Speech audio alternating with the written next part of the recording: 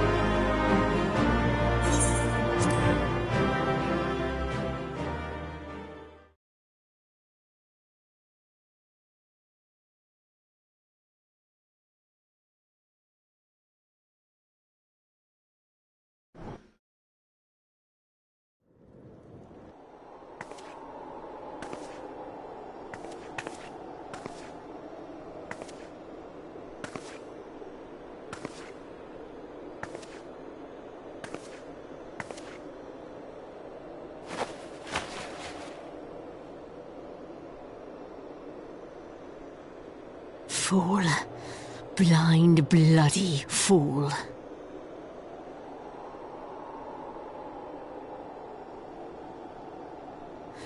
You, of all people, should understand the suffering war begets. That no sacrifice is too great if it brings an end to the violence. Mine is the righteous cause.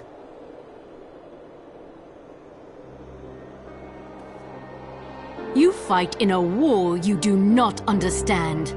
A pawn of liars and schemers. And they are no less ignorant than you, following the creed of their fathers without question, never thinking to ask why. Trapped in a delusion of their own creation, and blind to the truth.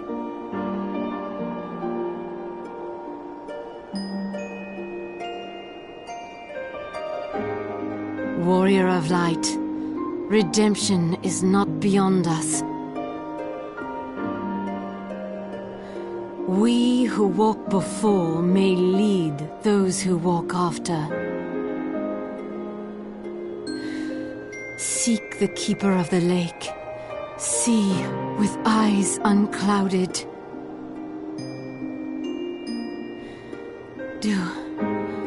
Do not squander Mother's gift.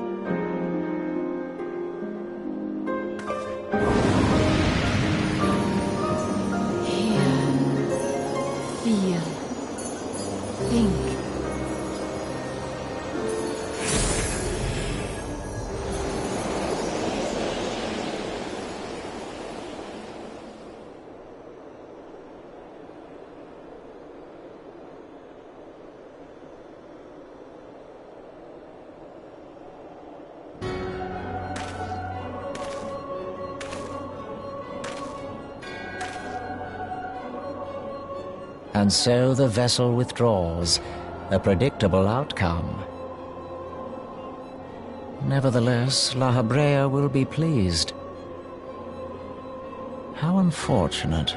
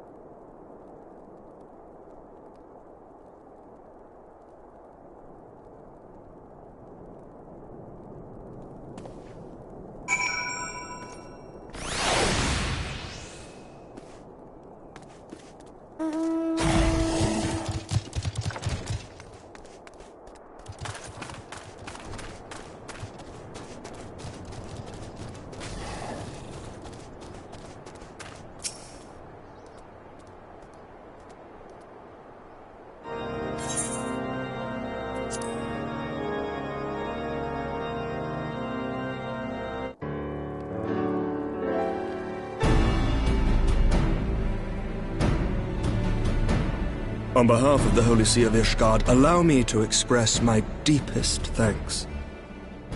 Never before have we been required to contend with a primal. Indeed, there were fears in some quarters that our knights might not be equal to the task. From what we have now learned of these beings, I can say with certainty that we would have lost a great many men had the Scions not intervened. Then the argument for preemptive action should be self-evident. Perchance now you will reconsider my proposal that Ishgard move against Nautalon. Ere we first met, a similar proposal was tabled, but the Holy See decreed that we were to observe, and that military action should be taken only in self-defense. All things considered, it was not an unreasonable decision. Since the calamity, 2 vigils have fallen to the Horde, while Garuda has never shown any inclination to storm the gates of judgment. Which is why this unprecedented crisis and its resolution may prompt a change in policy. You who have faced these primals know well the threat they pose. Ishgard did not. Not until now. And there is naught like a brush with death to change a man's outlook. At the very least, this should silence any lingering objections to our arrangement with Revenant's Toll. The Holy See may even feel moved to grant us its formal endorsement. So far as it is possible, the Scions shall be compensated for their service. We should be grateful for any aid you can provide. As a gesture of good faith, I shall withdraw my previous request. Your people are doubtless needed elsewhere. That will not be necessary. We, too, have a vested interest in watching Dravania's movements. I see. Once more, I must thank you. Sir Emmerich, if I may, do you truly believe that Midgard-Zoma could return?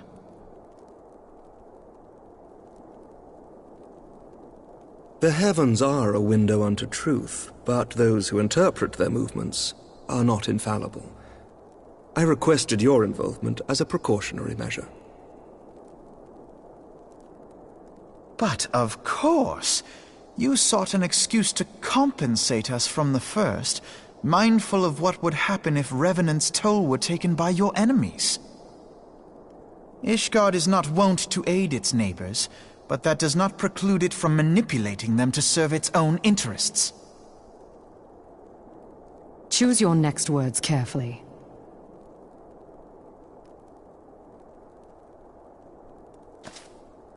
Do you know what sort of man becomes Lord Commander of the Temple Knights? One who comes from good stock. I did not. Yet here I am now. Why do you suppose that is? Because I swiftly learned to tell the difference between words, deeds, and beliefs. You are correct, Master Leveilleur. Ishgard desires to see Revenant's Toll flourish, as it would present a troublesome obstacle to our enemies from the south. We are so glad to be of use to you. As we are to you. Ours is a mutually beneficial arrangement, lest we forget, one born of necessity. The dragons grow more restless by the day, and the heretics harry us nigh without cease. We have contended with such troubles for centuries, but there are limits to even our endurance. Yet as a pauper is loath to part with his meager possessions, the leaders of Ishgard are not wont to render up their trust to outsiders. But with perseverance on our part, they may yet be made to see the light. Nevertheless, one must take care when walking the road less traveled. Wise words, Sir Emmerich. I shall make a point to remember them.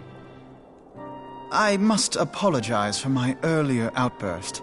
I hope it will not sour our good relations. Not at all. You but spoke from the heart. I trust you understand that at times my duties may prevent me from meeting with you.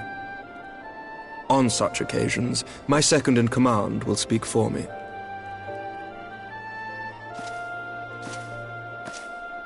Lucia, at your service. Pray excuse our reticence. We are but wary of speaking too freely, lest our sentiments be made known to our enemies.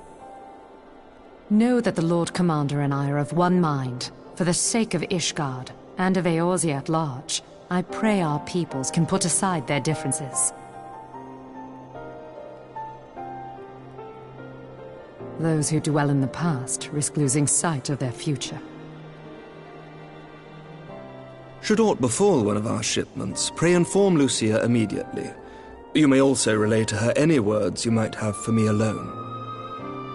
Not being of Ishgardian birth, she owes no allegiance to any noble house, making her as near to incorruptible as one can find in my homeland. Suffice it to say, I trust her completely, and so may you. Which reminds me, Lord Orshafon, if you would be so kind?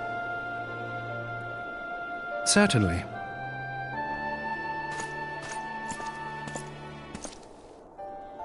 In times such as these, trust is ever in short supply. Mayhap this will go some way to rectify the problem. The results of our investigation into the heretics' recent attacks, as well as our interrogation of the merchant you detained. Sir Emmerich, I cannot thank you enough. Think nothing of it. Ishgard may be many things, but it is no friend to Garlemald. Did I not tell you to have faith, my friend?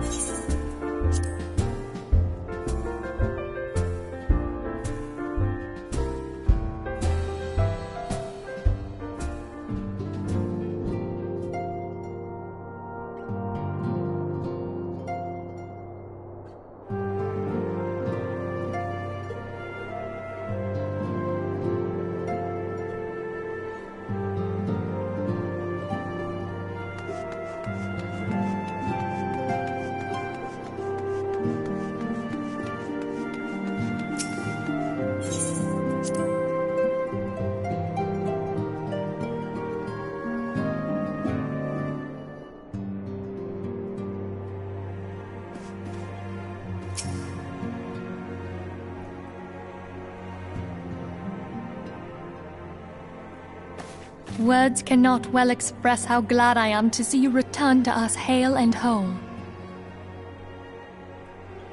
Needless to say, I am most eager to hear your account of that which occurred in Curthis, assuming you're ready to speak of it. Excellent. I shall summon the others at once.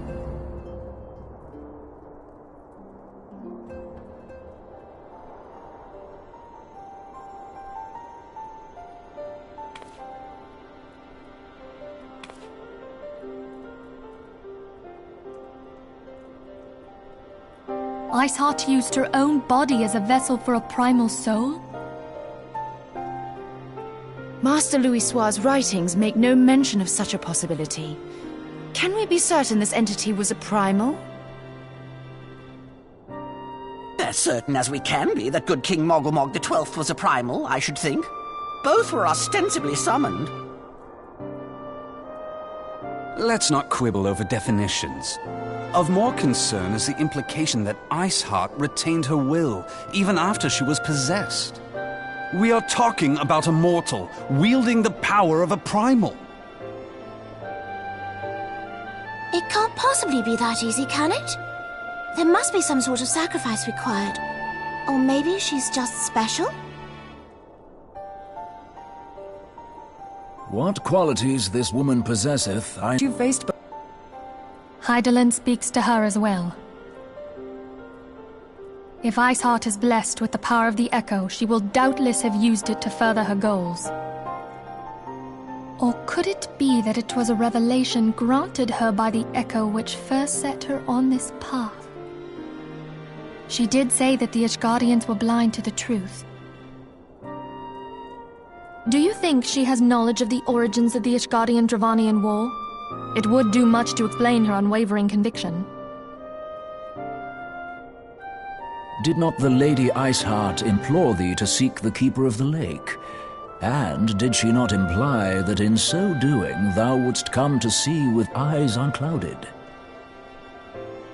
Midgard-Zoma was a king amongst kings who reigned for centuries on end. But he is dead and his wisdom lost to the ages. Unless the Ishgardians' fears are well-founded. It would seem we have yet another reason to stand watch over the Keeper of the Lake. For a mercy, we are well positioned to do so. Iceheart, Shiva, Ascians, and Midgard-Zoma. I shudder to think how they're all connected.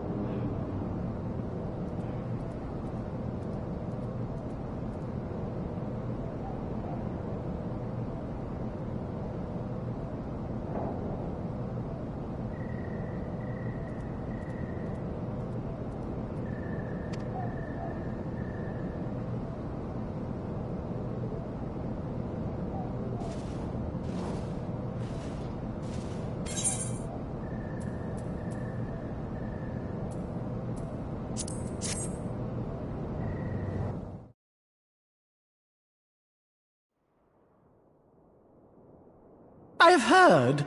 Truly bothersome business.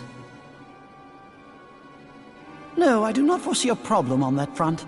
The main concern is Roban. There is no telling what the brute might do. Have the Blades watch him in the flames day and night. You may leave the Sultana to me. I shall personally attend her grace.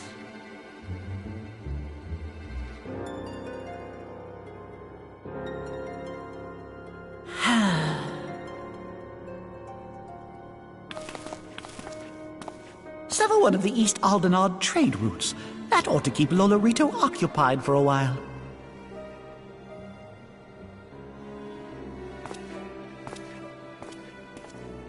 Nanamo Ulnamo. For my sake, pray be a good little Sultana to the last.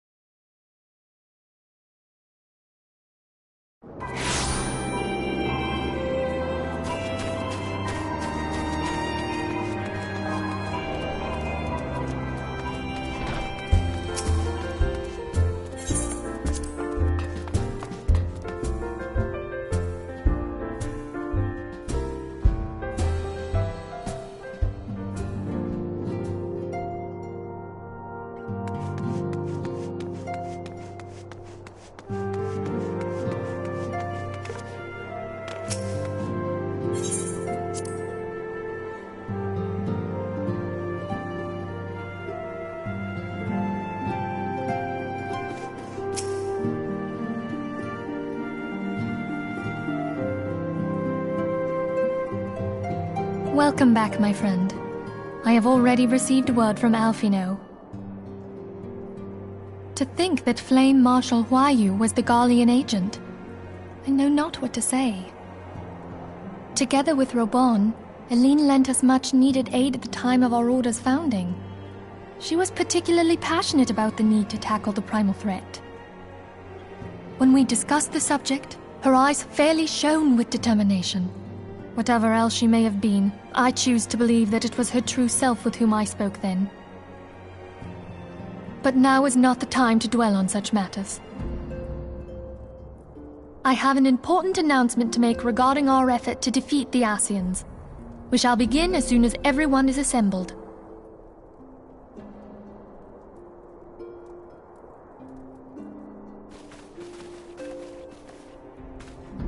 My thanks for coming, friends. Moonbreeder, the floor is yours. By now, I'm sure you're all familiar with white auracite, the miraculous material that'll allow us to capture Asian souls. Back at Snowcloak, we verified its ability to absorb vast amounts of ether. Alas, it leaves something to be desired in the area of stability. The stone can only store ether for a short while before expelling its contents.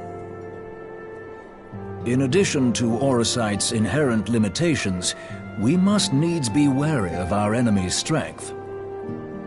Our foe draweth upon an infinite wellspring of power. Even should we succeed in entrapping him, the stone will not long contain his wrath. Meaning that, if we want to kill the swine, we'll have to be quick about it. 'Tis our belief that an Asian soul may be permanently undone, if smitten by a sufficiently concentrated burst of pure ether. The only trouble is, we can't say for sure how concentrated the burst needs to be. Without knowing how much ether an Asian soul is composed of, we're basically guessing. Our sole clue lieth in thy struggle with La Hebrea. During that encounter, Heidelin bid you forge what she called a Blade of Light, a weapon which took the form of a luminous stream of energy. Based on your description, we believe the blade with which you vanquished your foe was composed of ether. Admittedly, your victory proved ephemeral, as La Hebrea was able to use a crystal of darkness to flee into the space that lies between our world and the void. The fact remains, however, that Heidelin placed the means to destroy the Asians in your hands. Be that as it may, it would be unwise to assume that she will do the same when we next encounter such a foe. Quite so, my lady. We must needs find the means to forge our own blade of ether, one to equal that which Heidelin did benevolently bestow upon her champion. That is all well and good, but it seems to me that producing such a blade will require a prodigious quantity of ether. Whence will it come, pray tell? Oh, what if we had 2 pieces of white auracite? One to trap the Asian, and the other to store the ether for the blade. Oh, nice try. But it's as I said, the stone won't hold ether for any length of time. We'd still need to collect the stuff there and then, sorry to say. And therein lies the rub. Finding a way to create the blade whenever and wherever we choose. 'Twould seem more research is in order. I'm going to linger a while, perform a few more tests on the auracite. And I could do with some help. Urianger, why don't you lend me a hand? Mine apologies, but I am required at the Waking Sands. Lady Minfilia hath given me sole charge of the premises. 'Twould be unseemly to leave them unattended. Sole charge, you say? So you're basically alone there, then? Well, that settles it. I'll just have to come to you.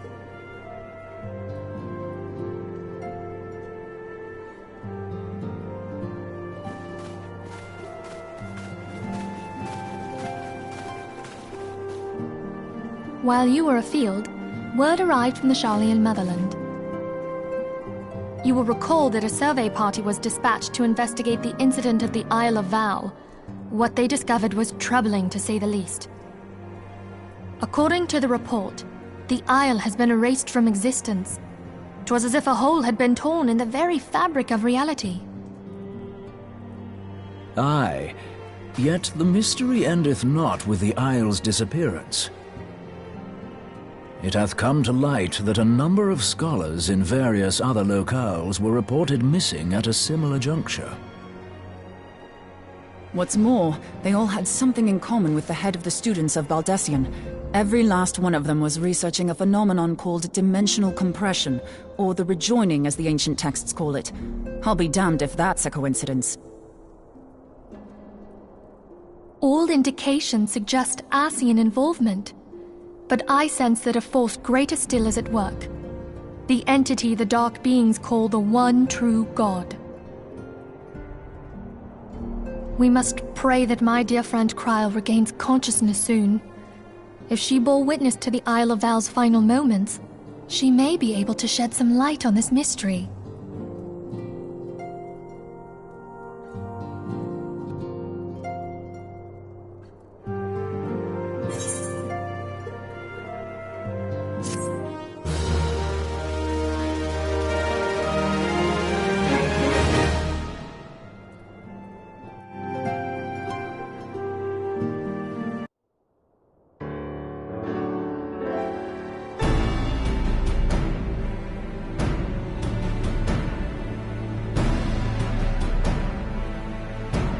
Following the calamity, the forces of the 14th Imperial Legion entrenched themselves in strategic locations across Eorzea. So swiftly did they accomplish this, it was suspected that they had received help. To think that it came from Huayu, my right hand. There is more. We have reason to believe that Huayu didn't deal exclusively with the 14th. She also answered to a higher authority in Garlemald. But this higher authority could not have been the Emperor. By consenting to the Media Project, Solus Zos Galvus showed himself to be more concerned about preventing the spread of primal influence than claiming Eorzea for the Empire. He would happily have seen the lot reduced to ash. We believe a number of high-ranking figures within the royal household were against the decision, but that they knew better than to oppose the Emperor openly. Of course, this didn't prevent them from making clandestine provisions, in which Huayu played a part. Alas, these provisions did not prevent Dalamud from falling, and the ensuing chaos changed the face of the realm forever. Yet Eorzea survived. To all intents and purposes, the Meteor Project had failed, and the Empire was left to rue its lack of a decisive means to eliminate the primals. Until, that is, it stumbled upon the Ultima weapon. Even before the accursed thing was dug up, it seemed to me the 14th had the might to overwhelm our weakened armies. Yet they chose to hide behind their walls. Why? The Black Wolf was wary of making the denizens of Eorzea desperate, lest more primals emerge to bleed the land. The discovery of the Ultima weapon, however, emboldened him to resume his war of conquest in earnest. But there was one in Garlemald who believed that Van Belsar's actions were premature. One who stood higher in the Imperial Army's chain of command. He ordered the Legatus to halt his advance, only to find that the Black Wolf had slipped its leash, and that the 14th now acted alone. In a bid to bring Van Belsar to heel, he used the agent he had planted in Ul'dah prior to the calamity to undermine the Legion's efforts. A man who outranks Van Belsar, yet opposed the late Emperor's decision to annihilate Eorzea. This could only be the former High Legatus of the Garlean army, now known as Emperor Voris Zos Galvus. So he was Huayu's true master. But one of several in actual fact. We've learned that even as Huayu served the Empire's interests, she sold Imperial secrets to a certain faction in Eorzea. In so doing, she helped to maintain the status quo, thus prolonging the conflict. Considering who stands to profit from war, it isn't hard to imagine who her other masters were. Seven hells!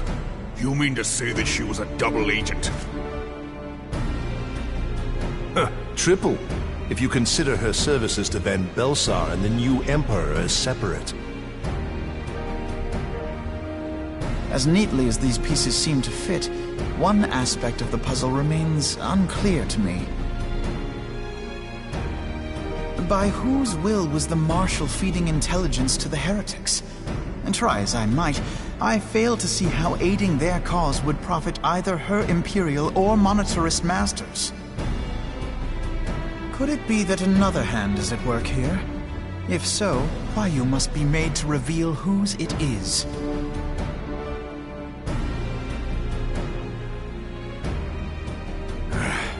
Not only have I lost a trusted friend, now I must interrogate her as a stranger. Not a pleasant task, I grant you, but a necessary one. Unless we weed out the ivy, root, stalk, and stem, it will simply grow back. I know that full well. Those closest to Huayu have already been detained, and I will question them alongside her. General, pray keep in mind that there may be unwitting abettors among them. All will be treated fairly. On that you have my word. Those who are innocent have no cause to fear. You have ever been a friend of truth, General. I hope the unpleasant task of weeding out falsehood will not detain you too long. Though it be for the sake of Eorzea, doubting one's comrades is poison to the soul. And with that, I take my leave.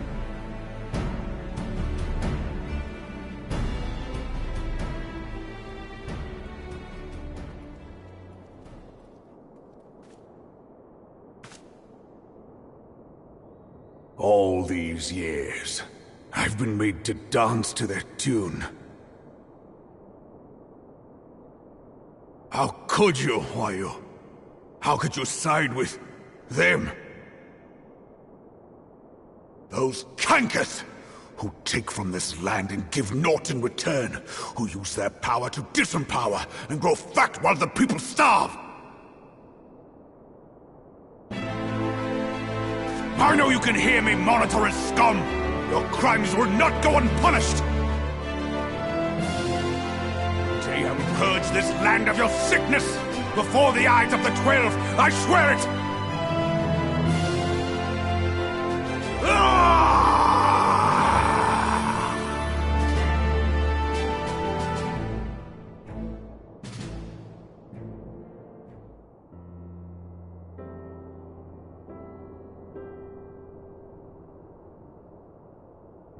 I shall have no further need of you this day.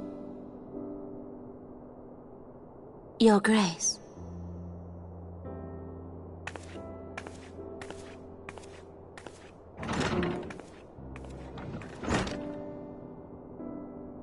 I fear that not even mine own chambers shall remain private for long. Has the situation grown so grim?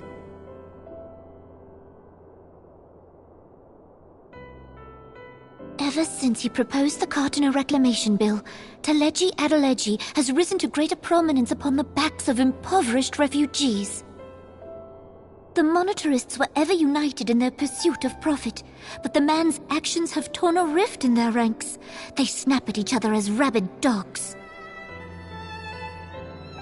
Yet now is not the time to be bickering among ourselves.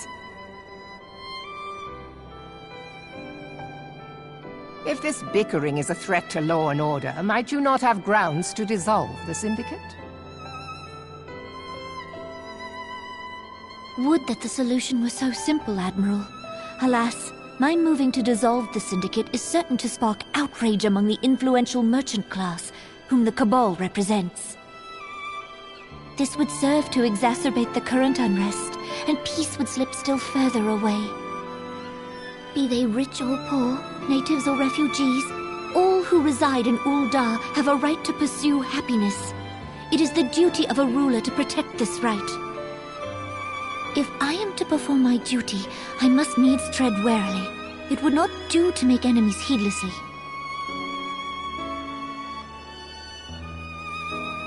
Were Lord Lolorito here, he would doubtless say that I have my head in the clouds. A ruler is required to take a wide view. Try as we might to cater to all needs, some will inevitably be overlooked. As such, there shall ever be citizens who feel aggrieved. It cannot be helped. But as you have informed us, the monetarists take no view but their own. They hunger for power while the masses starve. In the absence of a common cause, it seems beyond any one individual to make Uldar whole. And the presence of a Garlean agent within the Immortal Flames only makes matters worse.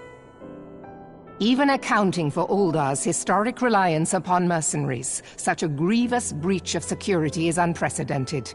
I fear this business will provide the monetarists with a rod to beat Rauban.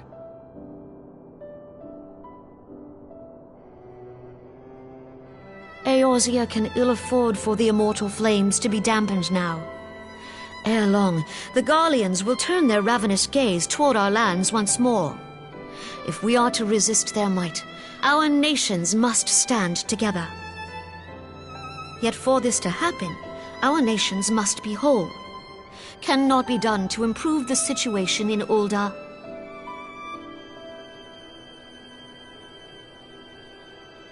The true wealth of Uldar lies in the health, happiness, and hopes of her citizens.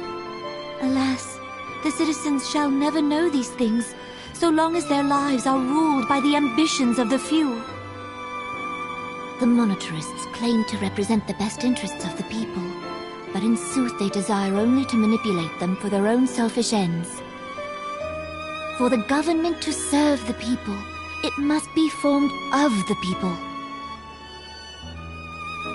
For Uldar to move forward, it is not only the Syndicate that must be dissolved.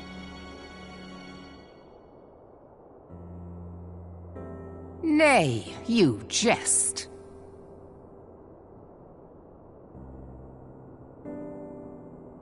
My friends, it was for no other reason than to make known to you mine intent that I requested your presence here. When I make my declaration to the people, chaos shall inevitably ensue. As the last monarch in the line of Ul, I make unto you this request. Help Rauban to preserve order and protect the people. Forsake them, and you forsake yourselves. For a strong Eorzea will ever have need of a strong Uldar.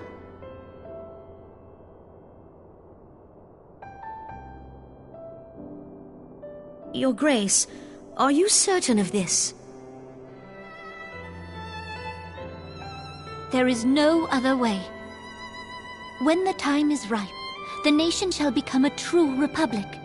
Both royalists and monetarists shall cease to be. Uldar will no longer belong to kings or queens or merchant princes, but to her people.